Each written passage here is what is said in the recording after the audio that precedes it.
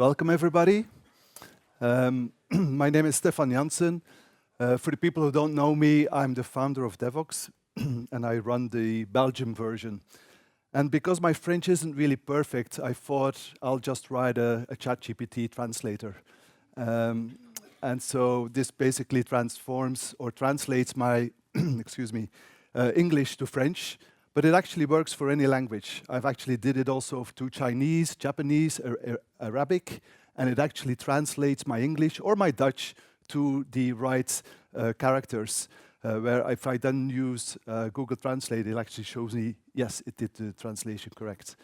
And I'll actually open source this project, so you can actually play with it yourself once I'm finished with the talk. I'm actually a bit nervous because it's the first time I'm doing this talk. And so I don't know timing-wise, 45 minutes is really not that long, so I prefer to talk a bit longer, so I'll probably have to cut on the code examples. But basically what I want to do is talk about how I've been using ChatGPT and GPT, because I've been using this already last year before ChatGPT was announced, how I'm using it for like the Call for Papers application that we use for Belgium. That's a different one than the Scala one from France. But Nicola promised me they will also switch to the one that I've developed for next year, so that's cool. And so I want to talk a bit about how you can use it in your own projects by some examples, some experiences, and lots of code if we get there. So just to set the scene, I mean, the large language models, it's a huge ecosystem, as you can see here. The sizes of the circles are actually the number of parameters that they are using. And it's just been exploding over the last years. It's really unbelievable.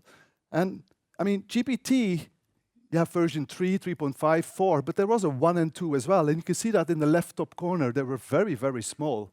And they've basically exploded over the years. What's really exciting, personally, is that OpenAI isn't really that open. It's very, very closed, right? So there are a lot of open source initiatives which are popping up, which actually allow you to run even the large language, a GPT-like bot on your machine. And these are initiatives which are related to a beast called a llama. So llama was actually something which Facebook released, and some developers have been running with it and actually are now running it on an iPhone and even on a Raspberry Pi, disconnected. So you can start thinking about this like, we're not talking years, we're talking months, right? That this will be able to do crazy things. I mean, I try to follow this on a day-by-day basis, and it's even hard for me to actually catch up on what's being released. It's unbelievable. We are really growing into an exponential type of situation where singularity is around the corner. And if you look at the large language models, it's very, get a data set, do some web scraping and so on, and you create this beast on the right. This is a beast which knows all the content, has all the text, etc.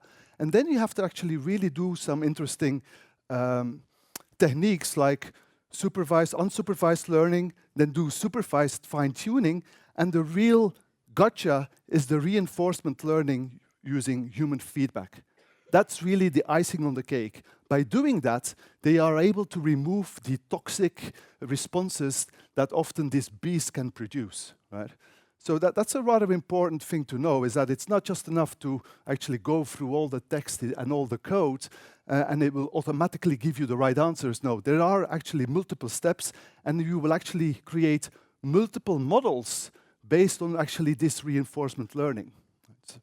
Anyway, so that's just a quick overview of the large language models and the ever-expanding universe. Now, this application I'm using right now here, it looks like this. I actually asked ChatGPT what would be the best design. Yeah. I use it on a daily basis. Well, maybe interesting. Who uses ChatGPT? Okay, so I should reverse. Who doesn't? Okay. I use it on a daily basis because I work at home on my own, and I use it as a way to actually validate my ideas. So I actually talk to it like I wouldn't say it's definitely an expert colleague, definitely. But you have to do the right prompting, right? And so I asked, like, how should I develop this? Well, I have like a translator JavaScript code running in the browser. You see, this is running in Chrome. And the reason why it is running in Chrome is that there's no possibility to break out of Keynote or PowerPoint and to do overlay of text. So that's why I exported my Keynote to HTML and then actually created the JavaScript which I can inject in it. And this one talks to a Python WebSocket. And the WebSocket, what it does in the middle there, it talks to Whisper locally. And Whisper is an API from OpenAI, which they open sourced, which allows you to transfer your text, your audio to text. So now I have the text locally, I don't need any internet, and I just need to go to ChatGPT and say like, hey, here's the text, can you translate it from this language to that language? And that's what's happening and what you're seeing on top. So very straightforward. Now the way you do that in Python, because, well, I've been doing lots of Python these days, because all the initiatives and all the, how would I say it, the creativity is happening in the Python space, right? So it's very simple. You just do a call to GPT, you get a JSON back, and you try to get the content. But what you're seeing if you run this in production are the gotchas, because that's the previous slide is the hello world. But what you're really seeing on a day-by-day basis is that OpenAI can't handle all the requests. And you actually get these rate limit errors. So a really good technique, if you want to use this in production, is the following. What you can do is actually a simple one first, is you do retries. So if it fails, you basically sleep for 1 or 2 seconds, depending on how important your response is, and then you try again. Yeah. That's a very naive way, but it will already fix quite a few scenarios where you will just get an error otherwise. The more smarter way of doing it is using and enhancing your model approach. So what you need to do if you want to run this in production is have a model fallback strategy. So you start with GPT-4 if you have access to it. Otherwise, you use GPT 3.5. But what you can do is you can even have Llama, which runs locally, so you can have it like on your server, and it falls back to a local large language model. So that way you can have like, okay, let's start with Turbo, so that's 3.5.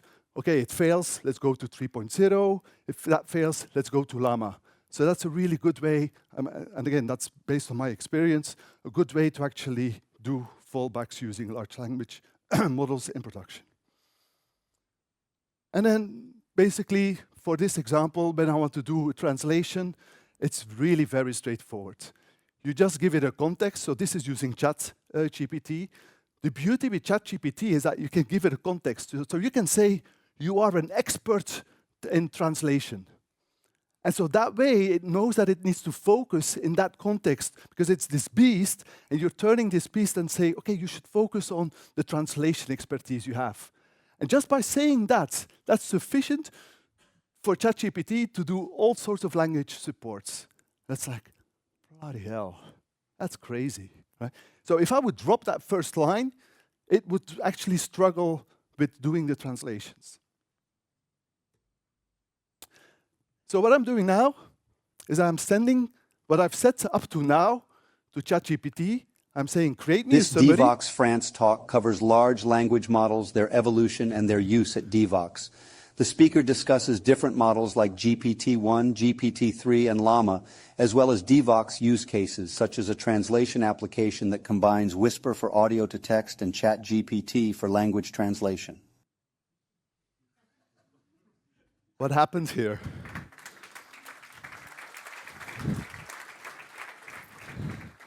So what I did, I cloned Antonio's voice, right?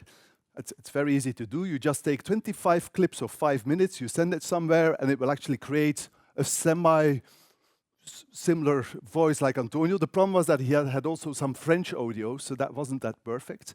But basically what this did real time, it sent, so I have the transcript of whatever I have said up to now. It sent that text to ChatGPT, say like, create me a 2-sentence summary. Now send this to 11 Labs, which will actually create, using Antonio's voice, this audio, and then this audio is sent to IDD, which is an avatar generator, which will do lip syncing on his avatar image using the audio just generated.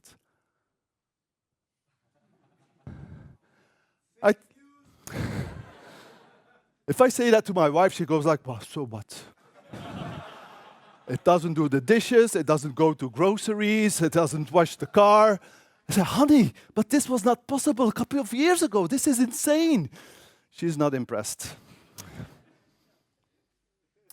So what else am I doing? And these are really low-hanging fruits. So like in the CFP, I allow the program chair or the speaker to generate a tweet. So this is really that simple, right? You can even say like, okay, generate a tweet with emoticons or generate a tweet with a link to the talk, and it will basically create, based on the temperature.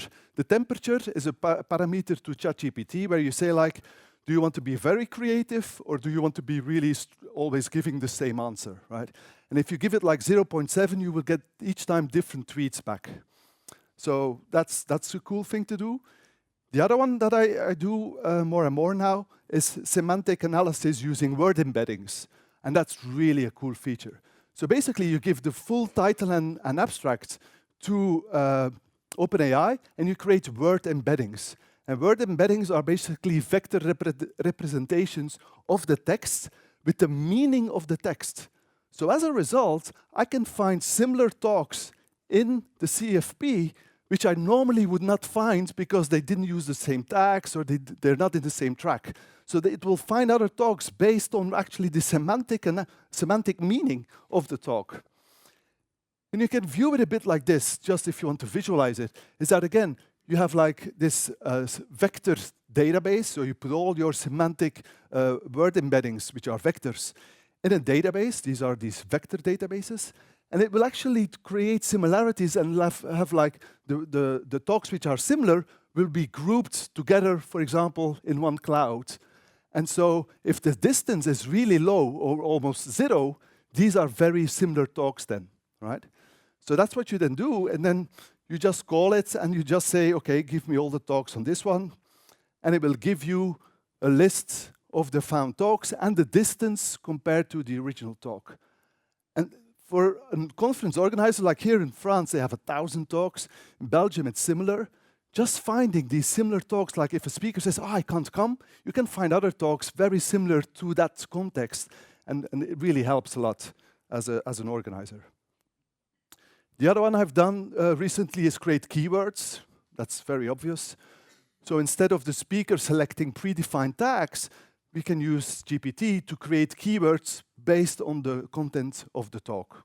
That's not so exciting, but definitely helps. The other cool one I'm doing is also creating summaries of talks, which is the example I'll show later on. It's basically taking the transcript of a YouTube, so you can actually say, give me the text from YouTube, and then create a HTML page of the summary of the talk. Right? There are some issues, which I'll discuss a bit later, but there are sometimes acronyms that it doesn't understand. So what you can actually do is say, okay, this is the output. Correct the spelling of your output using the original talk of the speaker, and ChatGPT will be smart enough to say, oh yeah, okay, it's not Vox days, but it's Voxed with an XED. And it will actually auto-update its own mistakes by doing basically, like, I wouldn't say reinforcement learning, but basically feeding back the content and reviewing it. And then the obvious one is Q&A. So you can ask a question and you get an answer back based on the talk that was given. So if you want to play with this, this is like my beta website called insights.devoxx.com, where you can basically play with these things. And for me, it's like, it's a playground. And if it works well, I then actually integrate it into the CFP application. Another one I wanted to do was scheduling. So I was hoping that I could actually give all of my constraints, all of the talks, all of the schedules, give it to ChatGPT and say, okay, create me the perfect schedule. Didn't really work. And Geoffrey, who actually developed Optaplanner, which is an open source product from Red Hat, he actually said, if you're able to do it, I will stand in a Duke costume during Devoxx Belgium, because you basically humiliated me, right? And I said, okay, that's a deal.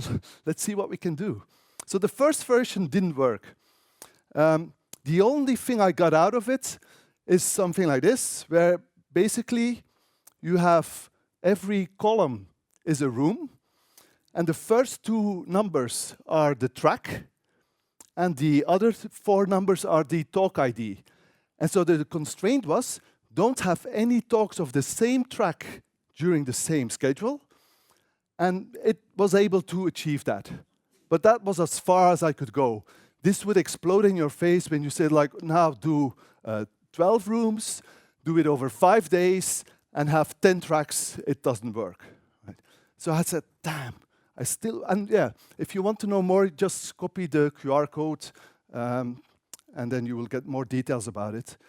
So the other approach is, I think, the winner. I'm actually seeing Geoffrey next Monday, so I will surprise him.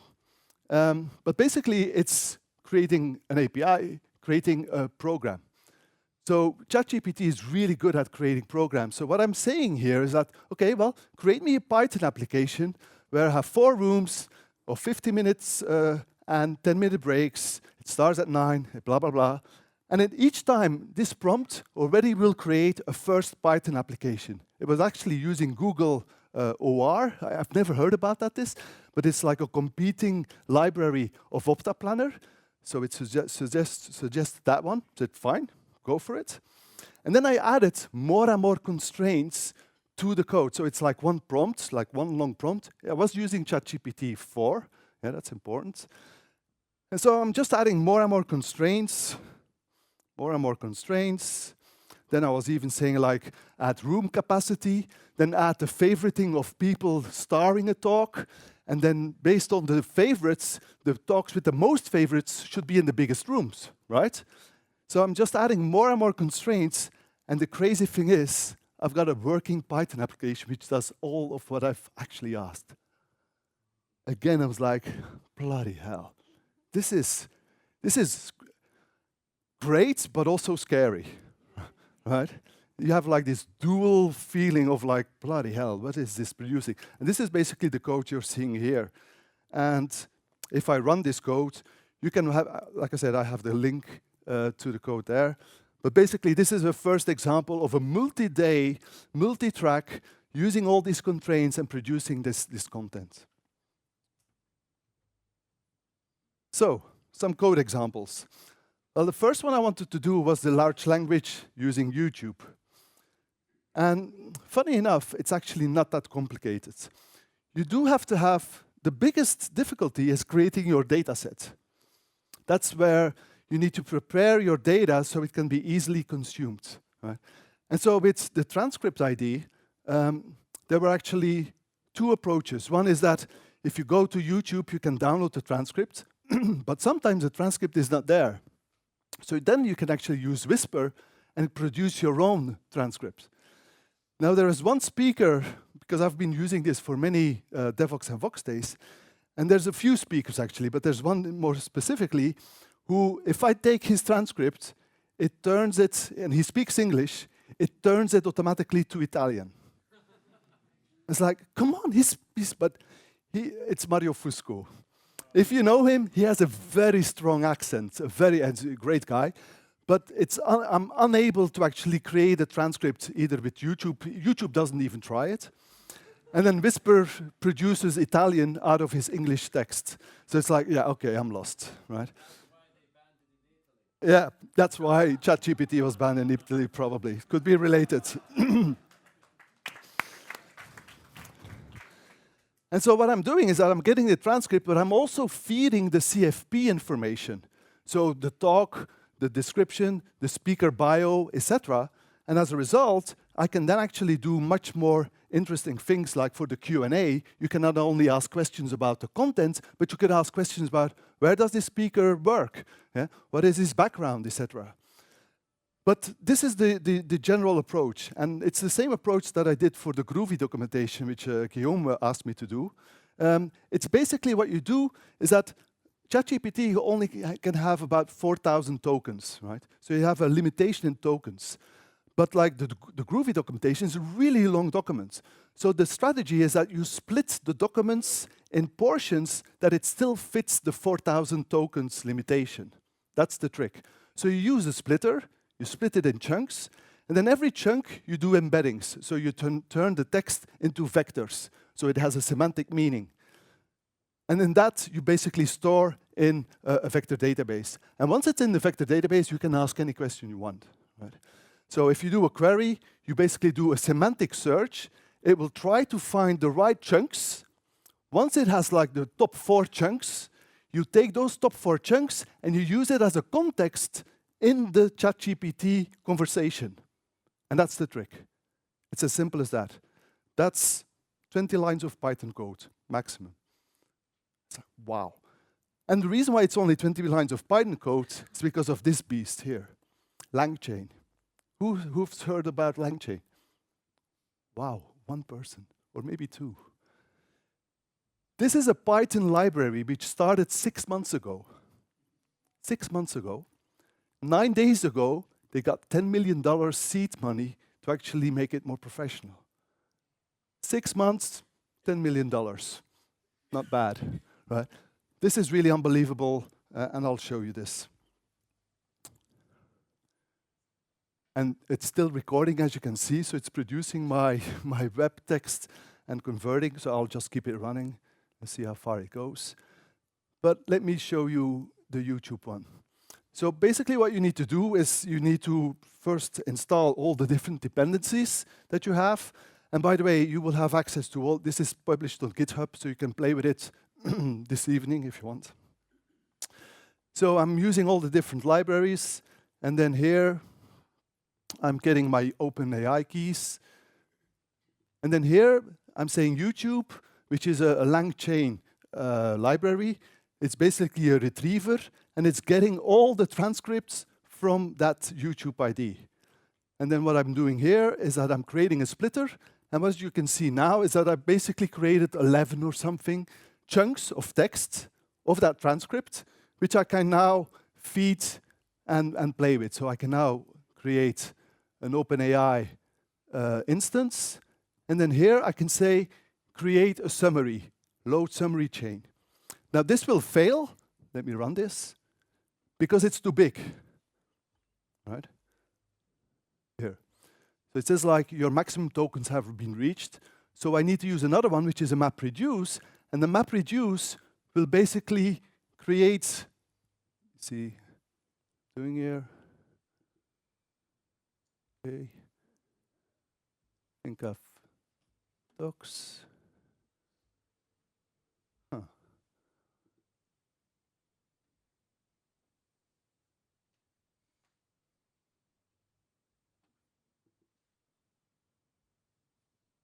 Docs is not defined. I've been playing with this, of course, last night. This.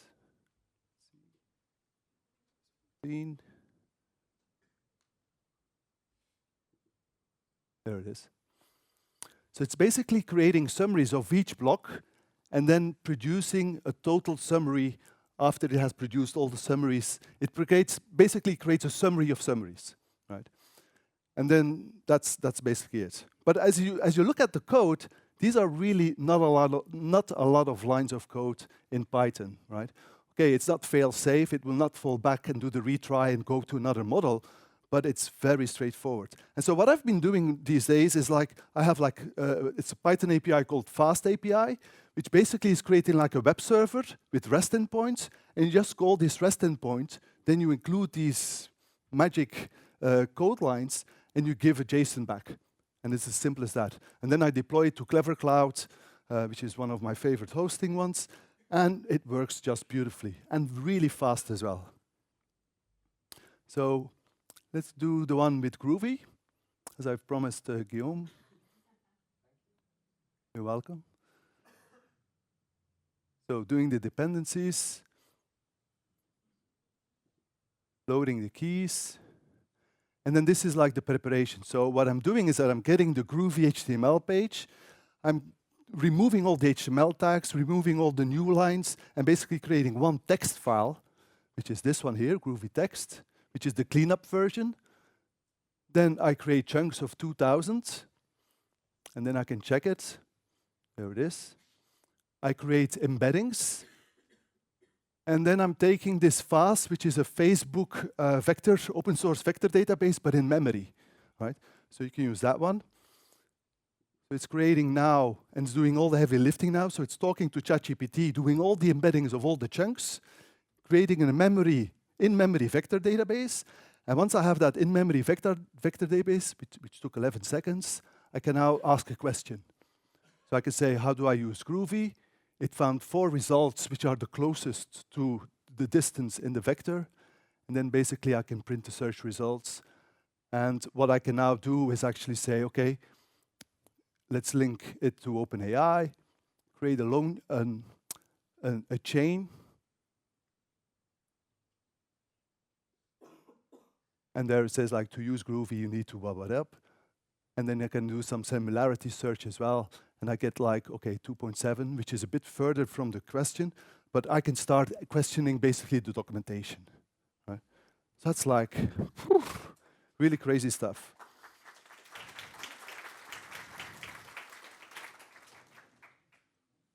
So there's of course issues. I've already explained this one, like this talk on Juke. I mean, Juke is like an acronym which is not really well known, and if it looks at the transcript, it will turn it into Duke, or Juke, with a J-U-K-E, right? So there, I've already mentioned that. As you can see here, it's wrongly spelling the acronym. So you can use basically reflection, and this is the example. So I actually say, well, the translation is on top of my title, but I'm actually saying to ChatGPT, rewrite the HTML translation summary with where the spelling mistakes are corrected and don't remove the HTML tags. So, and I'm feeding it, as you can see here, I'm feeding it with the original description, and the end result is what you see in the green. So it actually has corrected the acronym based on the information I've given. However, it's still not perfect because it was still skipping one, which was a title one, which it's still using Duke. So it's definitely not perfect. You sometimes do get, it's not always consistent, right? So that's of course an issue if you're using it in a bit more critical type of applications. So I've still got 17 minutes, so let's look at a few other examples. So the other one I really like is this one, where I'm basically just creating and using the context as a way to do frequently asked questions. So what I've done here is that I copied the frequently asked question page of Devoxx, stripped the HTML and so on, and I've given it all the information of where it is, when it runs, how much the tickets are, etc. And that's my context. And in the context, I then use, and I say, you are a helpful conference organizer, as you can see here, right? Answer truthfully, and if you don't know it, then say, I don't know. And that's like prompt engineering, but that's really a very important way of saying, okay, if you don't know it, don't hallucinate. Don't start imagining things, right? Just say, I don't know, right? Now, by doing that, I can actually then, again, I create a general method, ChatGPT, where I give it a who am I, which is the system. Then I give it the context, which is a system. And then the user, that's the question.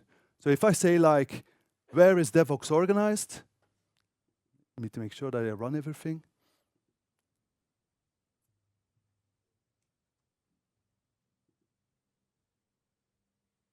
Okay. This. Devoxx is organized in Antwerp, Belgium. Great. Where is Devoxx Hawaii organized?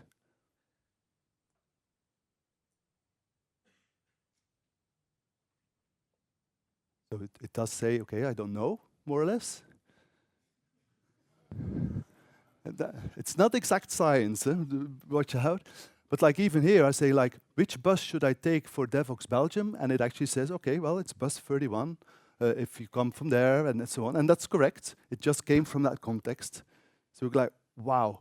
So this you could turn it, I was working on this, I could just turn it into a WordPress plugin and then use this plugin on the website and you can ask questions. And it's as simple as that. Cool. Well, I still got 15 minutes, so let me switch to the slides because I got a few other things I wanted to discuss. Any questions up to now?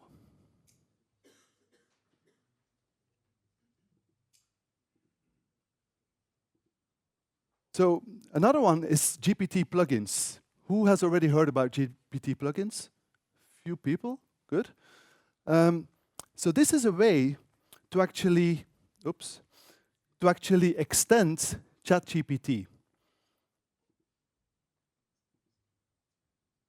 So if you go into ChatGPT, eventually you will be able to say, okay, use this plugin.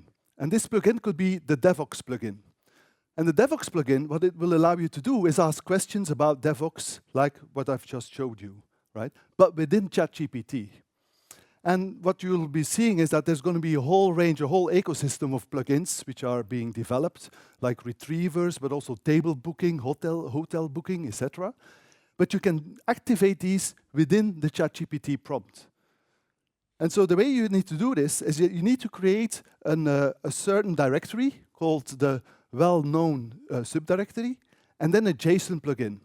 And in the JSON plugin, you need to be as descriptive as possible. So you need to provide all the text of what this plugin does. Why? Because ChatGPT will actually look at the human meaning and try to understand when it should actually call this method. So this is like basically your contract where you're saying, hey, this plugin, I will actually provide you all the Devoxx and Voxdays presentations, the speakers, and programming books. Right? And by knowing this, it will actually say, you've asked for Devoxx books? I know where the plugin is. So you look at the plugin, and then it will look at the YAML files, which is basically the schema of the method, of the REST methods that it can call. And that's the next slide. So, not this one, this one. So here you basically are documenting what the REST endpoint is for getting speakers and presentations or finding books, what the parameters are, and what the response will look like.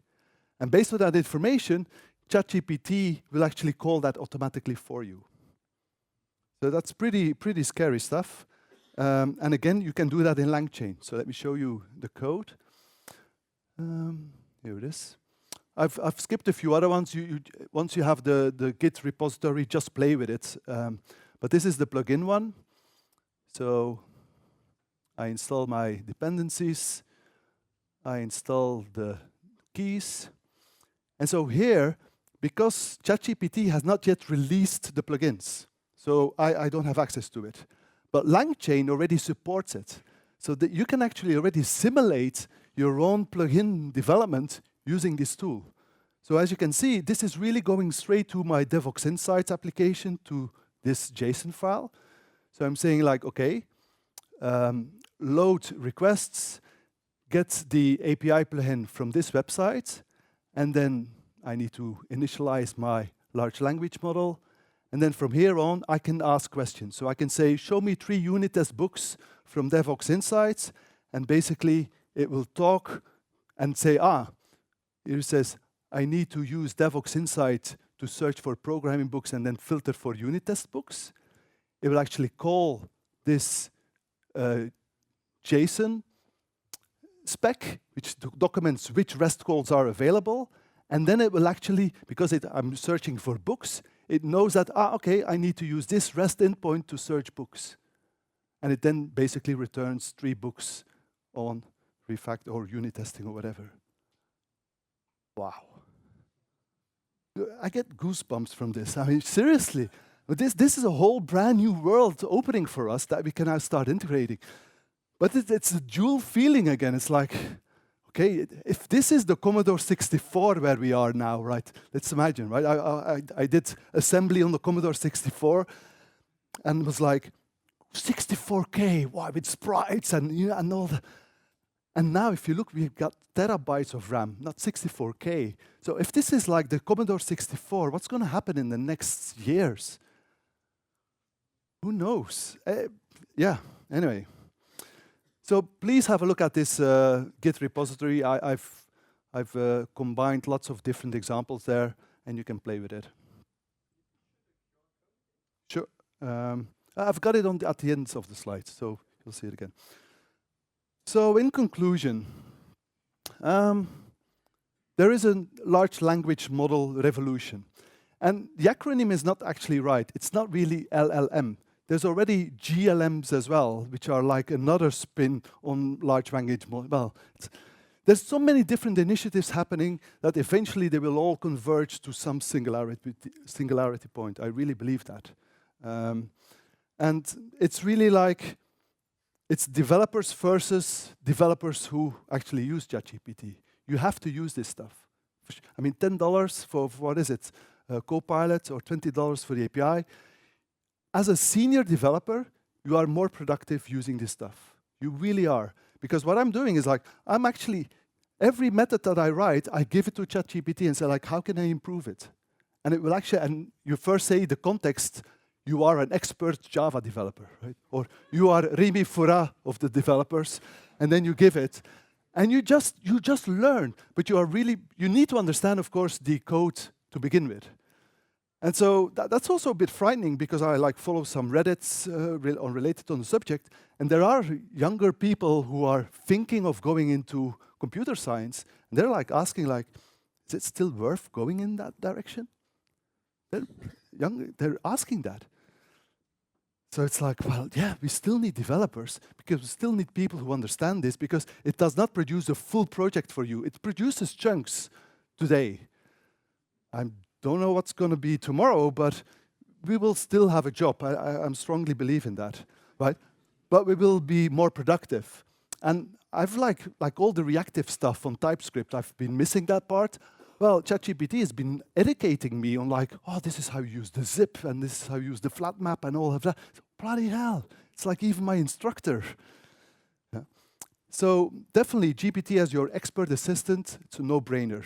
You just have to do that. It does increase your productivity, but you have to be already a senior developer, I think. It does not, it will definitely, it's a difficult one for juniors because if they just copy-paste the code, it might just not run. And if they don't understand the code, they will not have an idea how to fix it. But if you're already an expert in a certain domain, it really boosts your productivity. So it should lead actually to more qualitative software written code. The code that I now produce is really much better than the code which I wrote without ChatGPT. I'm fully 100% convinced about that. And the cost of writing custom code will just go down because the custom code, you can just have it generated. And it's really the gluing and the patterns that you need to introduce between like the different microservices. ChatGPT does not have that view, that overall view. We as architects or senior developers have that overview, right? So anyway, if you look at like, you know, what's going to happen, I've already discussed that, the exponential growth, this is not stopping. Even when Elon Musk asked like, let's do a 6-month pause. It's bullshit, right? I mean, it's so competitive. I mean, and he just bought 250,000 GPUs last week, so he's probably going to create his own LLM, right? The cat is out of the bag, the genie is out of the bottle. This will not stop. Unless, of course, governments say like, but that's like, no, it's progress, it's a revolution. And if you look at like responses of different people, this is like just a random list from Reddit, what people are saying about this, like completely Stack Overflow replacement. I'm using Google less because I'm going more to ChatGPT. Oops. But there are other ones where like, again, privacy is definitely a point for sure. There are people who are saying like, no, my work banned it. You have to watch out with that. Because like with ChatGPT, everything you put in there could be used for, again, feeding the data sets. That's why if you have a local, like the Llama one, if you have it running locally, you fully control it. It doesn't even have access to the internet. So you can have local instances. So like, I think it was 3 days ago, there was Turbo GPT announced. You know what Turbo GPT is? It's Copilot, but running locally. No internet connection, you fully control what it produces. That's what it's definitely going to go towards, for sure. Now, there's definitely the other side of the coin, is this one. I asked, or somebody asked ChatGPT which jobs will actually disappear. And that's the, the dual feeling of like, bloody hell, people will lose jobs. They will, no, it's not will. People have already lost their jobs because of ChatGPT. Right? If you do data entry, if you do copywriting. I used to have a full-time copywriter at my company in Vox days. She is totally replaced with ChatGPT. Luckily, she already left, but I can have text rewritten in a style and say like, well, do it like whatever author you prefer, and it will write it in that style, right? So, yeah. So these are the resources, that's the links that you can find it, so take a picture of that. By the way, all the pictures you've seen have been generated by Midjourney, right? Like Midjourney version 5, it produces, the pictures you saw, there's like photorealistic, and it's generated by AI. It's like, bloody hell, crazy times, crazy times. So I would say I actually walked up this morning to the venue, and I saw this sign, in actually the Palais de Congrès. Rien ne change, tout se transforme. And I think that's where we're at, that it's actually transforming our world, and I would say thank you for your attention.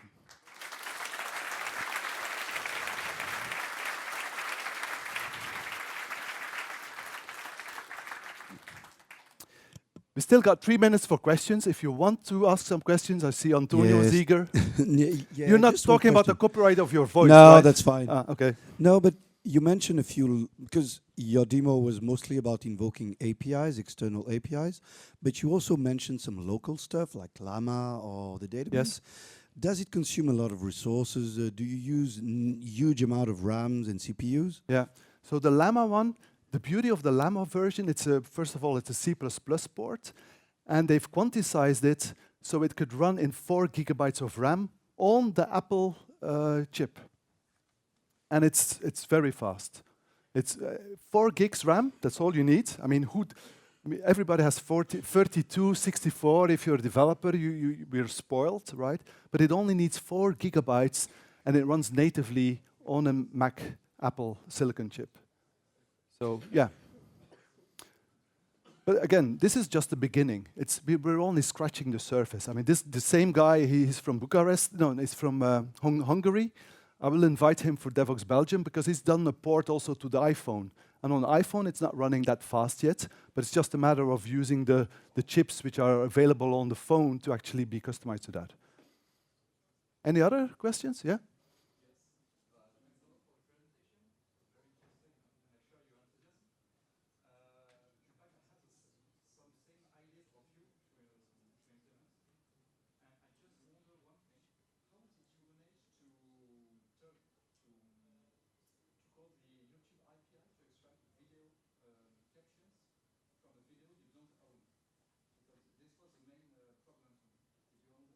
Yeah, well, so did everybody hear? So, yeah, I'll repeat. So how was I able to get the transcripts from the videos which I don't own, right? So there are Python libraries which it allows you to just download any transcript for all videos that you don't own, right? So it's just a Python line. It's 2 lines, that's it.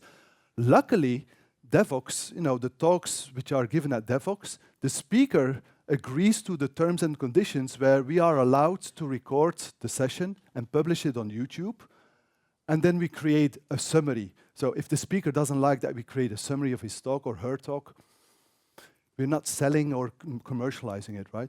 And for me, it's really just doing R&D and seeing, I really want to just push and see how I can apply it for Devoxx-related projects. Right? But you're definitely right. If you would take it, the whole copyright, there's definitely a copyright problem with the pictures, with the audio, etc. And that's why, like Adobe with Firefly, where they say, hey, we've created only our pictures, and they're copyrighted from us. So anything which is generated, we own. So you own it as well, depending on terms. That's probably the way to go. Because we can laugh with Italy, with the ChatGPT and GDPR, but they do have a point. Because, OpenAI, they web scraped the whole internet. So there's definitely interesting movements there. And also in the open source space, there is I I don't know how to pronounce it, but LAION, Lion. It's a European initiative, and they're doing open source data sets, so you actually see on what the model was trained on. Any other questions? Cool, well, thanks again. Ah, you got a question? The resources? Yeah, sure. There it is. So thank you again, and have a great Devoxx.